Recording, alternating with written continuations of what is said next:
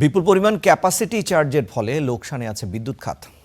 এটি সামাল দিতেই সরকারের দাম বাড়ানো বলে মনে করছে সিপিডি। সকালে ধানমন্ডিতে প্রতিষ্ঠানটির কার্যালয়ে আয়োজিত জ্বালানি খাতের কর নিয়ে এক আলোচনা সভায় এসব কথা বলা হয়। এ সময় নবায়নযোগ্য জ্বালানির ব্যবহার বাড়াতে কর ছাড়ের সুপারিশও করা হয়।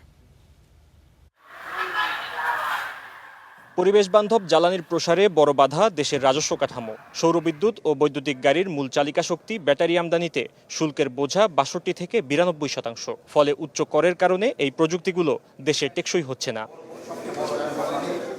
রোববার জীবাশ্ম ও নবায়নযোগ্য জ্বালানিতে রাজস্ব বৈষম্য নিয়ে বেসরকারি গবেষণা সংস্থা সিপিডির আলোচনায় এমন চিত্র তুলে ধরা হয়। এ সময় পরিবেশ বান্ধব জ্বালানির জন্য ভ্যাট অব্যাহতির দাবি জানানো হয়।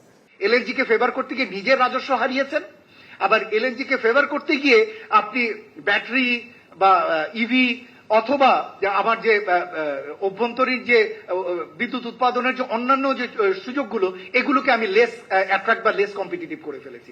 সুতরাং এই ব্যালেন্স বা এই ভারসাম্যটি সবসময় রাখা দরকার। এদিকে ব্যয়বহুল এলএনজি, কুইক রেন্টাল ও ক্যাপাসিটি পেমেন্টে বিদ্যুৎ খাতের লোকসান বাড়ছে।